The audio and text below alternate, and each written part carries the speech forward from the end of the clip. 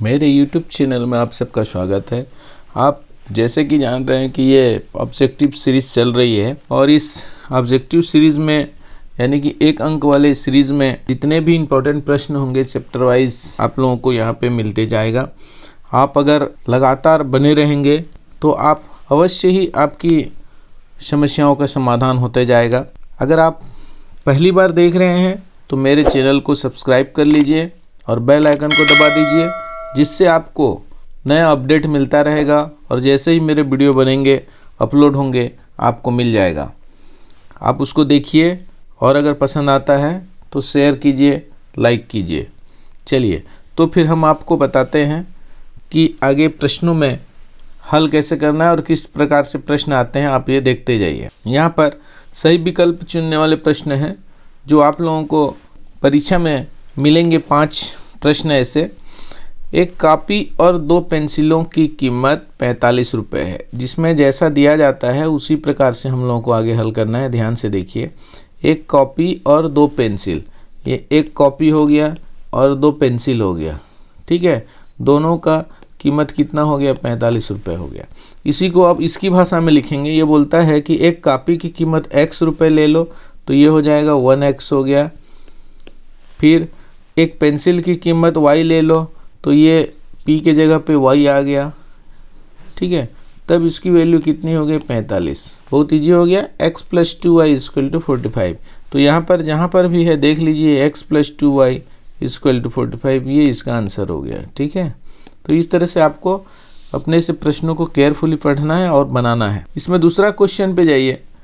एक चिड़ियाघर में हिरणों और सारस पक्षी के पैरों की कुल संख्या। यहाँ पे केयर करना है पैर।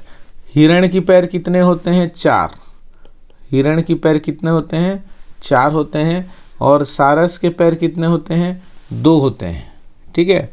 कुल संख्या 180 है, तो यहाँ पे दोनों को जोड़ेंगे तो कितना हो जाएगा? 180 हो जाएगा, ठीक है। अब यहाँ पे ये कंडीशन लगाता है अपने तरीके से कि हिरणों की संख्या x तथा सारस पक्षियों की संख्या y। हमने यहाँ पे संकेत के रूप में ये लिया था, h और s लिया था। तब क्या करेंगे? 4 × x + 2 × y = 180 होगा। ये संबंध अगर मिल जाए तो अच्छी बात है। ये संबंध हमको पहले में मिल रहा है। ये अगर इसके जगह पे ऐसे भी हो सकता था, देखिए इसको 2x + y = 90, ये भी हो सकता था, ठीक है।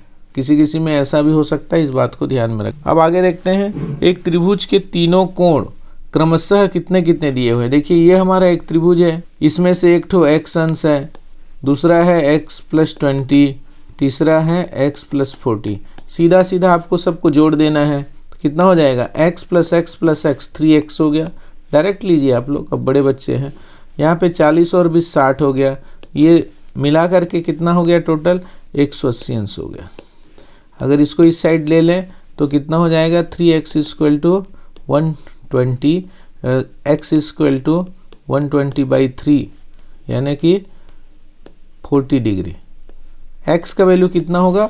40 डिग्री होगा। तब जा करके इसका सही आंसर मिलेगा हमको। अब आते हैं नेक्स्ट क्वेश्चन। एक वृक्ष पर बैठे हुए मैना और कोयलों की संख्या। देखिए आपको ऐसे प्रश्न मिलेंगे, ये आपके अभ्यास के लिए बहुत अच्छे हैं। मैना और कोयल दोनों पक्षी हैं। यदि मैनों की संख्या x है तथा कोयलों की संख्या y है, तो इनमें सही संबंध कौन सा होगा? सिंपल सी बात है। देखो मैना और कोयल, x + y = 15 मिल जाए, ये भी सही है। यदि किसी रैखिक समीकरण का आलेख एक दूसरे को बिंदु 3 और 7 पर प्रतिच्छेद करती हैं, तो इस निकाय का हल क्या होगा? आप लोगों को पता है, जब भी हम कोई निर्देशांक लिखते हैं, ध्यान से देखिए, निर्देशांक x y के रूप में लिखते हैं, ठीक है। इस तरह से जो निर्देशांक होता है x अक्ष और y अक्ष का, इसका जब हम किसी बिंदु का निर्देशांक यहाँ वहाँ का लिखते जाते हैं तो x y रूप में लिखते हैं। तो सीधी सी बात है, 3 और 7 अगर ऐसा लिखा हुआ है तो x का क्या हो जाएगा? 3 हो जाएगा और y का क्या हो जाएगा? 7 हो जाएगा। और ये पहला वाला ही हमको सही लगे। यदि रैखिक समीकरण निकाय 2 प्रतिच्छेदी रेखाएं प्रदर्शित करता है तो उसका हल होगा। मैं आप लोगों को यहाँ पे तीनों कंडीशन का बता देता हूँ कि क्या होता है, उसके बाद हम इस पर जाएंगे तो सारे प्रश्न इजीली बन जाएंगे। ये देखिए हमारे पास दो रेखाएं हैं, ये एक दूसरे को प्रतिच्छेद कर दिए, दो रेखाएं हैं एक दूसरे के समानांतर जा रहे हैं, दो रेखाएं हैं जो एक दूसरे के ऊपर में चल रहे हैं ऐसा, ठीक है। ये ए बी और सी डी रेखा है, ये ए बी और ये सी डी रेखा है, और ये ए बी और सी डी रेखा है। तो इसके लिए कंडीशन क्या था आप लोगों को याद दिला दूं, अगर आप रेगुलर क्लास में पढ़ चुके हैं तो A1/A2 not equal to B1/B2 ये था। इसमें क्या था, A1/A2 equal to B1/B2 not equal to C1/C2, और ये क्या था, A1/A2 equal to B1/B2 equal to C1/C2। ये तीन कंडीशन थे, तीनों कंडीशन को हमको अच्छे से जानना है। तो यहाँ पर लिखता है रैखिक समीकरण निकाय दो प्रतिच्छेदी रेखाएं प्रदर्शित करता है। प्रतिच्छेदी रेखाएं प्रदर्शित करता माने ये पहला वाला कंडीशन हो गया, तो उसका हल होगा अद्वितीय हल होता है, ठीक है। मैं आप लोगों को ये भी बता दूं ये अद्वितीय होता है, इसका कोई हल नहीं है, और ये अंततः अनेक हल होता है। इसकी वजह है इसकी सारे पॉइंट एक दूसरे के ऊपर मिलते जा रहे हैं, यानी कई ठो हल मिलता है।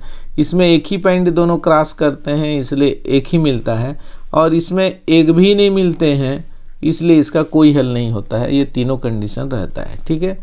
तो आप लोग इस बात को ध्यान में रखिए कि हम किस चीज़ के लिए क्या उपयोग करेंगे। एक बार बता दिया मैंने, ये कई ठो प्रश्नों में ऐसा आप उपयोग कर सकते हैं। अब यहाँ पर आता है प्रश्न 5x + 3y = 12 और 15x + 9y = 15।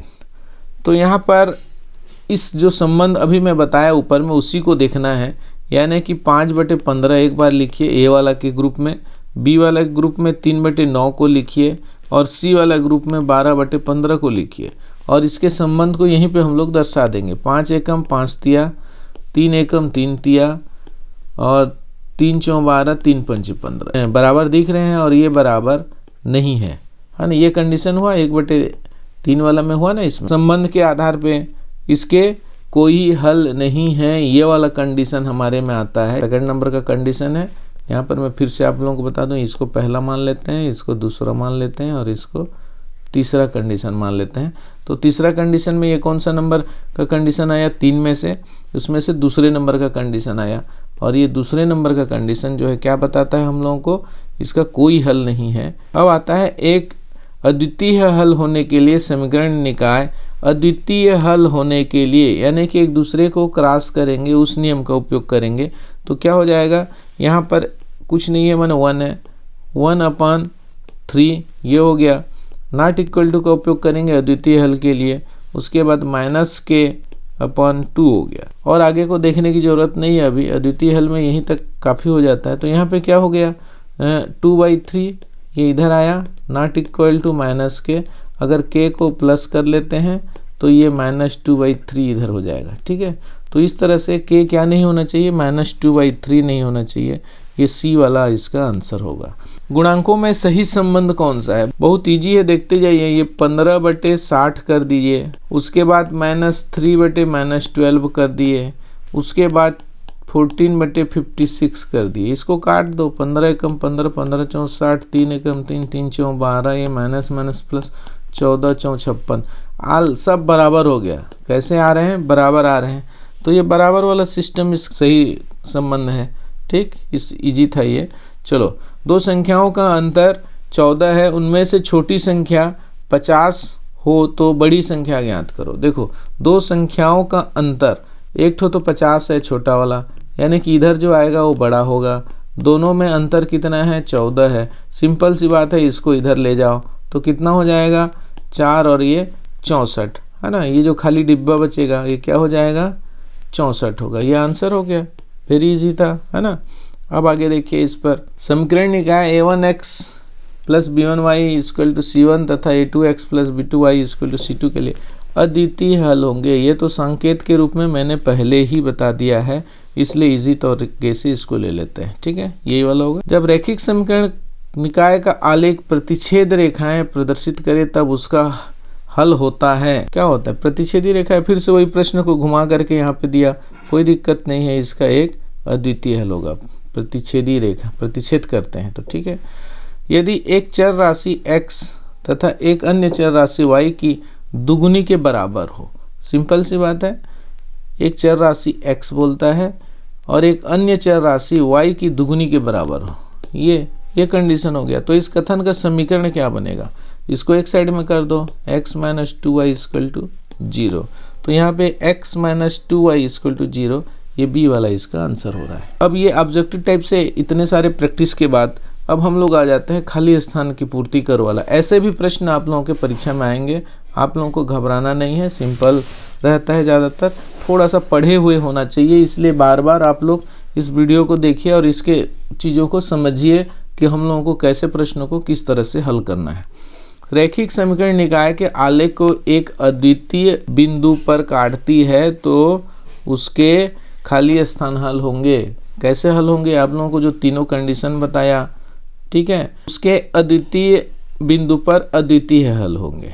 रैखिक समीकरण निकाय के आलेख संपाती होने पर, ये तीसरा कंडीशन है, उनके अनेक हल हो। यदि किसी रैखिक समीकरण निकाय का कोई भी हल नहीं है तब उसका आलेख कैसा होगा? समानांतर रेखा हो, समांतर रेखाएं होंगी, इस तरह से बताया था। और समीकरण निकाय के खाली स्थान हल होंगे, ये दिया हुआ है, देखिए इसको निकालना पड़ेगा।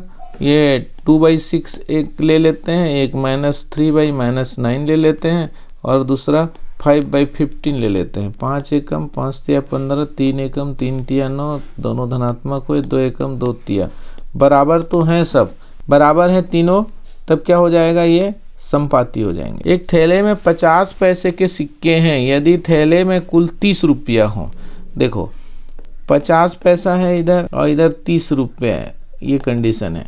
तो आप लोग ऐसे ही देखेंगे तो जान जाएंगे ये 60 सिक्के होने चाहिए, सिक्कों की कुल संख्या, क्योंकि 1 रुपये में 2 50 पैसे के सिक्के होते हैं। या तो फिर ऐसा कर सकते हैं, 30 रुपये को इसको पैसे में बदल दिए। 50 रुपये के सिक्के तो हैं लेकिन कितने ठो नहीं मालूम है, तो ये हो गया 50x बराबर 30 गुणित 100 पैसे, x बराबर 30 गुणित 100 बटे 50, 50 दूनी, ठीक है, 30 दूनी 60, इसमें x बराबर 60 सिक्के होंगे। एक समकोण त्रिभुज में एक न्यून कोण का मान 60 अंश है तो दूसरे न्यून कोण का मान, सामान्य सी बात है, ये देखो ऐसा, ये एक ठो 90 अंश हो गया, एक ठो न्यून कोण 60 अंश है तो दूसरा न्यून कोण कितना होगा? 30 अंश होगा, क्योंकि 60 30 90 होगा। अब आते हैं सत्य असत्य। ऐसे प्रश्न भी आपके परीक्षा में आएंगे जो सत्य असत्य की आपको जानकारी होनी चाहिए, कौन सा किस तरह से प्रश्न है, और ऐसे प्रश्न भी 5 ठो आ सकते हैं, ठीक है। तो यहाँ पर प्रैक्टिस कर लेते हैं 5 ठो, और ज़्यादा प्रैक्टिस आप अपने किताब को उठा करके पढ़िए, बहुत सारी चीज़ों को आपको मिलते जाएगा। समीकरण निकाय 2x + 4y = 10 और 3x + 6y = 12 का एक अद्वितीय हल है। सत्य है कि नहीं यहाँ पे देखना पड़ेगा। 2 और 3 का यहाँ पे रेशियो आता है, 4 और 6 का रेशियो आता है, 10 और 12 का आता है। तो ये इधर की तो ज़रूरत नहीं है, क्योंकि अद्वितीय हल होने के लिए इन्हीं दोनों की आवश्यकता पड़ती है। इसको काट करके देख लो, 2 दूनी 4, 2 तिया 6, ये दोनों बराबर हो गए, यानी कि अद्वितीय हल नहीं है, ये गलत है ना, ये असत्य है। क्योंकि अद्वितीय हल के लिए यहाँ पे क्या होना चाहिए था? बराबर नहीं है, ऐसा वाला होना चाहिए था, दोनों तो बराबर हो गए। समीकरण निकाय ये जो दिया गया है का एक अद्वितीय हल है, 1/1 आता है और फिर 1/-1 आता है, दोनों बराबर वाकई में नहीं है, इसलिए ये क्या हो जाएगा? सत्य हो जाएगा। समीकरण निकाय ये जो दिया गया है अंततः अनेक हल का कंडीशन आता है क्या? देख लेते हैं। x के लिए देखिए 1/2 आया, फिर b वाला के लिए देखिए 1/2 ही आया, और उसके लिए देखिए 6/9 आया। तो इसको हल करेंगे तो क्या हो जाएगा? 3 दूनी 6, 3 तिया 9, ये तो अलग आ गया और ये दोनों बराबर आ गए।